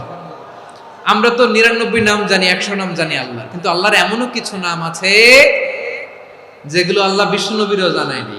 এগুলো আল্লাহ ইলমুল গায়বে রেখে দিয়েছেন। দোয়ার সময় বলবেন, আল্লাহ তোমার যেই নামগুলো জানি, যেগুলো জানি না, যেগুলো কোরআনে আছে, যেগুলো নাই, যেগুলো নবীরে খাস ভাবে জানাইছো ওগুলোর উসিলায়, যেগুলো কোনোদিন জানাবাও না তোমার ওই নামের উসিলাও তোমার কাছে চাই। আল্লাহ কোরআনকে আমার হৃদয়ের বসন্ত বানাও, আমার বক্ষের জ্যোতি বানাও, আমার চিন্তা দুশ্চিন্তা তুমি দূর করে দাও। বিশ্বনবী বললেন, এই কালিমাগুলো, এই বাক্যগুলো পড়ে যদি কেউ আল্লাহর কাছে ফরিয়াদ করে, তার হৃদয় থেকে দুশ্চিন্তা কাটিয়ে দিবে কে? আচ্ছা, সবশেষে বলি, ঋণের বোঝায় যারা জর্জরিত, বিষ্ণু ইসলাম চমৎকার একটা দোয়া শিখিয়েছেন। এক সাহাবীর নাম আবু উমামা, নামাজের ওয়াক্ত ছাড়া উনি মসজিদে যেয়ে বসে আছে। বিষ্ণু বললেন, কিরে আবু উমামা, নামাজের তো ওয়াক্ত হয় না, মসজিদে কি? সাহাবী বলে, হুমুমুন লাজিমাতনি ওয়া দুয়ুন, নবী গো, ঋণের বোঝায় এমন টেনশনে আছি, ঘরে থাকতে পারলাম না, মসজিদে চলে আসছে। বিশ্বনবী বলেন, আমি কি তোমার এমন একটা দোয়া শিখাবো যেটা বললে আল্লাহ তাআলা তোমার ঋণের বোঝা হালকা করে দিবে? আবু উমামা বললেন, ইয়া রাসূলুল্লাহ, অবশ্যই শিখাবেন। বিশ্বনবী বললেন, তাহলে তুমি পড়বা, আল্লাহুম্মা ইন্নী আউযু বিকা মিনাল হাম্মি ওয়াল হাযান ওয়া আউযু বিকা মিনাল জুবনি ওয়াল বুখল ওয়া আউযু বিকা মিন গালাবাতিদ দাইনি ওয়া কাহরির রিজাল। ও আল্লাহ, তোমার কাছ থেকে দুশ্চিন্তা থেকে পানাহ চাই, কৃপণতা, ভীরুতা, অলসতা, কার্পণ্যতা, এই সব কিছু থেকে, মানুষের কঠোরতা, আমার উপর মানুষের আধিপত্য এবং ঋণের বোঝা থেকে পানাহ চাই। এই দোয়াটা যখন বিশ্বনবী শিখাই দিলেন, আবু উমামা বারবার এই দোয়া করে, আল্লাহুম্মা ইন্নী আউযু বিকা মিনাল হাম্মি ওয়াল হাযান ওয়া আউযু বিকা মিনাল আজজি ওয়াল কাসাল ওয়া আউযু বিকা মিনাল জুবনি ওয়াল বুখল ওয়া আউযু বিকা মিন গালাবাতিদ দাইনি ওয়া কাহরির রিজাল। আবু উমামা বলে, এই দোয়া আমি পড়তে লাগলাম আর পড়তে লাগলাম, কিছুদিন পরে দেখা গেল বিশ্বনবীর শেখানো এই দোয়ার বদৌলতে আল্লাহ তাআলা আমার সব ঋণ পরিশোধের ব্যবস্থা করে দিয়েছেন। আমার প্রিয় পটুয়াখালীর ভাইয়েরা, বিশ্বনবীর জামাতা সাইয়্যিদিনা আলী রাদিয়াল্লাহু তাআলা আনহুর কাছে এক লোক এসে বলে, হে আলী, ঋণের বোঝায় আমি জর্জরিত, আমার কিছু অর্থ দিয়ে সাহায্য করো। সাইয়্যিদিনা আলী রাদিয়াল্লাহু তাআলা আনহু বললেন, আমি কি তোমারে এমন একটা দোয়া শিখাবো যেটা বিশ্বনবী আমাদের শিখিয়েছেন? এই দোয়া যদি তুমি পড়ো, লাউ কানা আলাইকা মিসলু জাবালিন কাবীরিন দাইনান আদাল্লাহু আনকা, পাহাড় পরিমাণে যদি ঋণের বোঝা হয়, আল্লাহ এটা পরিশোধের ব্যবস্থা করে দেবেন। ছোট্ট একটা দোয়া বিশ্বনবী শিখালেন, বললেন, তুমি পড়বা, আল্লাহুম্মা কফিনি বিহালালিকা আন হারামিকা ওয়া আগনিনি বিফাদলিকা আম্মান সিওয়াক। আল্লাহুম্মা কফিনি বিহালালিকা আন হারামিক, আল্লাহ তোমার হালাল দিয়ে আমাকে পরিতুষ্ট করো, হারাম থেকে বাঁচিয়ে রাখো, আর তোমার অনুগ্রহে মানুষের মুখাপেক্ষী যেন আমি না হই, আমি যেন সবসময় তোমার মুখাপেক্ষী হই, ওই তৌফিক দিও। সুবহানাল্লাহ পড়েন। এই দোয়া বেশি বেশি পড়লে ঋণের বোঝা হালকা করে দিবে কে? তাহলে প্রিয় ভাইয়েরা, বিপদে পড়লেই প্রথমে কি পড়বেন? ইন্না লিল্লাহ। কি বলে নিজেকে আল্লাহর কাছে সঁপে দিতে হয়? হাসবুনাল্লাহ। চরম বিপদে দেয়ালে পিঠ থেকে গেছে, তখন লা ইলাহা ইল্লা আনতা সুবহানাকা ইন্নী কুনতু মিনাজ জালিমিন। এরপরে লা ইলাহা ইল্লাল্লাহুল আযীমুল হালিম, এই দোয়া। আকস্মিক বিপদ, হঠাৎ যেন কোনো বিপদ আমাকে পেয়ে না বসে, এটার জন্য বিসমিল্লাহিল্লাযী লা ইয়াদুররু মা ইসমিহি শাইউন ফিল আরদি ওয়ালা ফিস সামাই ওয়া হুয়াস সামিউল আলীম। সকালে 3 বার, রাতে 3 বার। আর মারাত্মক tension, hyper tension, anxiety, depression থেকে বাঁচার জন্য 2 দোয়া, ইয়া হাইয়্যু ইয়া কাইয়্যুম, ইয়া হাইয়্যু ইয়া কাইয়্যুম, মনে থাকবে? আর আল্লাহুম্মা ইন্নী আবদুক, এই দোয়া। ঋণ থেকে বাঁচার জন্য 2 দোয়া, আল্লাহুম্মা ইন্নী আউযু বিকা মিনাল হাম্মি ওয়াল হাযান, এটা। আর আল্লাহুম্মা কফিনি বিহালালিকা আন হারামিকা ওয়া আগনিনি বিফাদলিকা আম্মান সিওয়াক। আর সব সময় পড়ার জন্য একটা আমল দিয়ে যাই, উঠতে বসতে, অফিসে যাচ্ছেন, অফিস থেকে ফিরতেছেন, বসে আছেন, শুয়ে আছেন, ছোট্ট এক শব্দে আমরা যেন বেশি বেশি পড়ি, আস্তাগফিরুল্লাহ। আল্লাহ রাসূল সাল্লাল্লাহু আলাইহি ওয়াসাল্লাম বলেন, মান লাজিমাল ইস্তিগফার, যে সব সময় এরকম ইস্তিগফারের সাথে লেগে থাকে, জাআলাল্লাহু লাহু মিন কুল্লি দিকিন মাখরাজা, আল্লাহ তাআলা তাকে কোনো বিপদে আটকান না, সে জীবনে আটকাবে না, যে কোনো বিপদে আল্লাহ তার রাস্তা বের করে দিবেন। Way out, you will get a way out in solution. সুবহানাল্লাহ। ওমিন কুল্লি হাম্মিন ফারাজা, দুশ্চিন্তা মুক্ত হবে, ওয়ায়ারযুকহু মিন হাইসু লা ইয়াহতাসিব, এমন জায়গা থেকে আল্লাহ রিজিকের বন্দোবস্ত করবে যেটা সে কল্পনাও করে নাই। আওয়াজ করে পড়েন সুবহানাল্লাহ। আমার প্রিয় ভাইয়েরা, এটা গেল নিজের বিপদ। নিজে যদি বিপদে পড়েন, অন্যের বিপদ যদি দেখেন, এটার জন্য একটা দোয়া আছে। অনেক সময় আমরা দেখি হাসপাতালে ক্যান্সারের 3rd স্টেজে চলে গেছে, লোকটা হ্যাংলা হয়ে চিকন হয়ে হায়রে কি কষ্ট পায়, দেখি না? বিষ্ণু বলে একটা দোয়া যদি কেউ অন্যের কোনো বিপদ দেখে পড়ে, ওই বিপদ তার জীবনে কখনো আসবে না। অনেক সময় হয় যে আমরা মহাসড়ক দিয়ে যখন চড়ি, দুর্ঘটনায়, আইরে আল্লাহ, দুর্ঘটনায় মানুষের মাথা একদিকে, দেহ আরেকদিকে, ব্লিডিং, এরকম হয় না? আল্লাহ তুমি হেফাজত করো। বিশ্বনবী বলেন এই দুর্ঘটনা দেখে কেউ যদি এই দোয়াটা পড়ে, তার জীবনে সে কোনোদিন এরকম অ্যাক্সিডেন্টের সম্মুখীন হবে না। বিশ্বনবী বলেন অন্যের বিপদ দেখে কেউ যদি পড়ে, আলহামদুলিল্লাহিল্লাযী আফানি মিম্মা বাতালাকা বিহি ওয়া ফাদ্দালানি আলা কাসীরিন মিম্মান খালাকা তাফদীলা, মানে প্রশংসা সেই আল্লাহর, যে আল্লাহ তাআলা তোমাকে যেই জিনিস দিয়ে পরীক্ষা করেছে, আমাকে ওইটা থেকে বাঁচিয়ে দিয়েছে।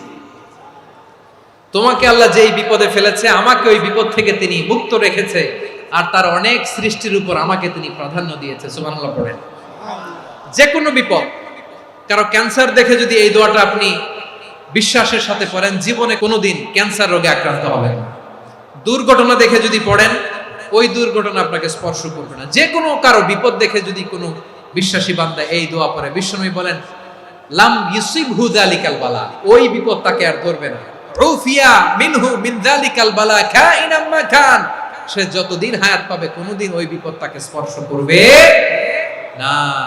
আমার প্রিয় ভাইরা, তাহলে পুরো আলোচনার সেন্ট্রাল থিম হচ্ছে আমাদের জীবনে বিপদ আসবে, কষ্ট আসবে, দুঃখ আসবে, কিন্তু বিপদে আপদে আমরা হাল ছেড়ে দিব না, হতাশ হব না। মুমিন হতাশ হয় না, নিরাশ হয় না, হাল ছেড়ে দেয় না। মুমিন ভরসা রাখে একজনের উপর। আওয়াজ করে বলুন যিনি কে? বিপদে পড়লে আমাদেরকে উদ্ধার করে কে? আবার আমাদেরকে যদি কোনো নেয়ামত আল্লাহ দিতে চান, ওইটা কেড়ে নেওয়ার ক্ষমতা কারো আছে? তাহলে আমরা কানেক্টিভিটি বাড়াবো কার সাথে? আমাদের প্রার্থনার ফরিয়াদের হাত তুলবো কার কাছে? রাজি আছেন? পটুয়াখালীর ভাইয়েরা, মনে থাকবে কথাগুলো। আল্লাহ তাআলা আমাদের সবাইকে কথাগুলো বোঝার ও আমল করার তৌফিক দান করুন।